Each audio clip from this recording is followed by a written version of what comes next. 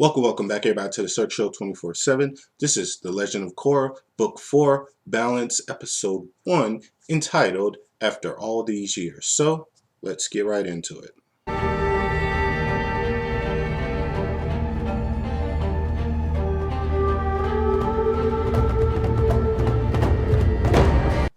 Alright guys, The Legend of Korra is back for its final season, and I'm super excited because I feel like this is going to be the season that I've really been waiting for because I'm a very big fan of Legend of Korra, but it was always this thing for me, and for me that the only thing I didn't like about her was that I felt like she just had everything handed to her, and everything just came easy for her in each season. But the last season really showed like the downfall of like Korra, and just the ramifications of like just being the Avatar, and how that takes its toll on her, and how is she really needed anymore, and like people were like really like questioning, is like the Avatar really needed anymore. So going into like the end of book 3, it got me super excited because it really brought up like all those things that I really wanted to see in the first 2 books, but I didn't really feel like I got. But yeah, it's just like, and I love like time jumps. I love time jumps. Like when it came to like Young Justice and they did like their time jump, the same thing with Korra. I'm super excited about this time jump because it gives you just a sense of feel like, time has passed and things have like transpired that it like gets us to this point to where our characters are a little bit older, and they're going through just things that happened to them in the past and how they're dealing with that. So I always like the concept of like just like time lapses and like time jumps for shows like this, because I feel like it helps the characters out and the character development, especially for a person like Korra, who, like I said before, always felt like everything just came so easy to her. I mean, when you first meet her in like book 1, she's already the Avatar. She knows everything. She's already strong in the aim. You know what I mean? So it just always rubbed me the wrong way. So yeah, we get into this, and it really highlights that we don't see Korra, and that's what I like about this episode. We don't get to see Korra until like the very end, and but you see like what those 3 years have done to like Team Avatar, and how everybody has gone like kind of their separate ways, and they're kind of like just doing their own thing. Mako, he's more of a head security guard now for like the new king or prince. Who He's a prince now, but he's about to be like the king. And you can tell that he doesn't have that much communication with his brother anymore, and like I said, they're a lot older, and so they're a lot more wiser. So, and that's what I like. They're probably like in their early 20s now, or like 19 going on 20, at least all of them. And you just see them like time has moved on. The avatars are here, but we still have to move on with our lives, and we still have to kind of keep this balance. In like Republic City and like the Air Temple, the Air Nations and stuff like that.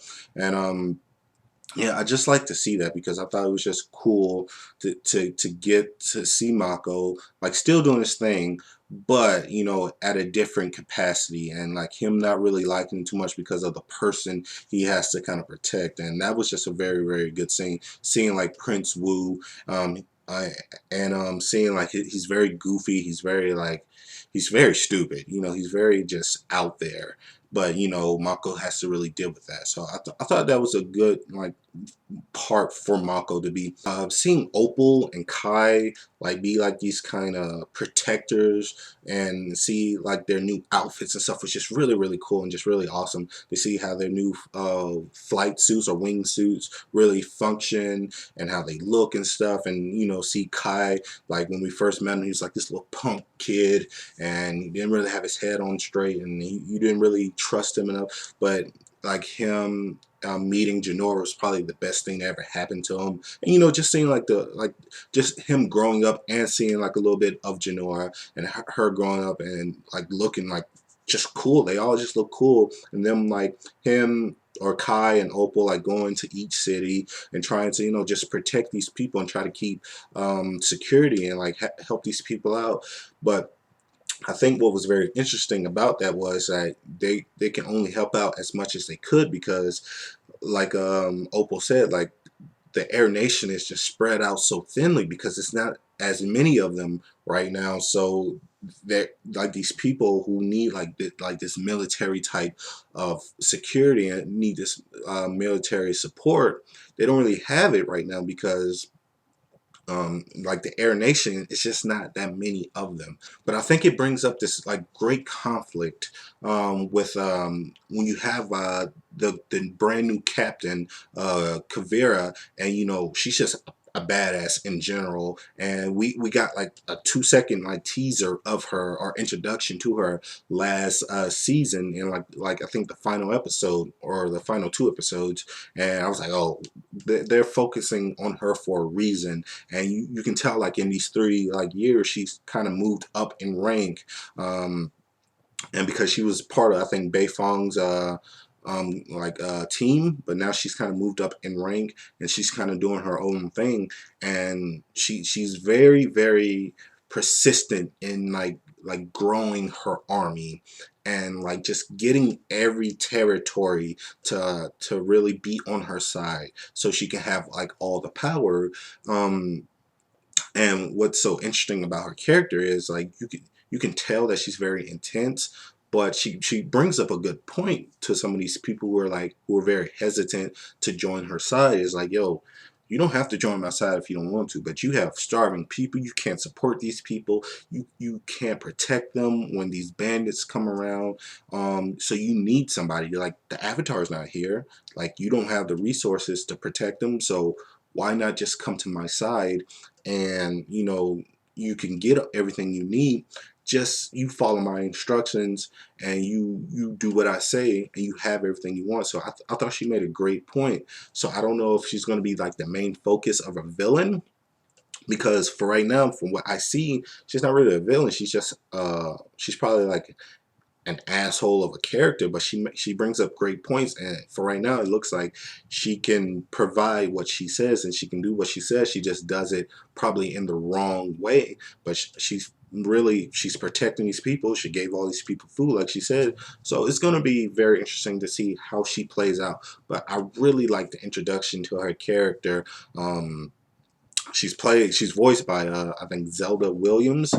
So I think she did a great fantastic job, and like just the action scenes with her like taking down like the earthbenders and stuff like that was just intense. It was good. She knows what she's doing, and once you bring back Korra into the mix, it's going to be interesting to see how they clash heads, you know, and see how they react to one another, because that's going to be some good stuff, because she looks like she's going to be a force to be reckoned with. But I don't know if she's the type of person to fit in as a main villain, but she could be, because we've gotten all these like guy villains, so it's probably good to get like a girl villain, and really play off of Korra. So it's going to be interesting. So I really enjoy her character a lot. And just like I said, what I think what was very interesting about this episode and the way they did it was, we hear that, you know, Korra's supposed to be on her way back for like the coronation and stuff, and everybody's like super excited to see her, and everybody's preparing for this big day, because Korra, you know, one's like seen her since like she basically got her ass kicked by Sahir, and how that changed her. So when the time finally comes and she's not there, and she's kind of like just ran off and done her own thing, I thought it was very cool and exciting to put her in that position where she's like in the middle of God knows where, like in a fight club, like just doing her own thing, like, and losing, because she's just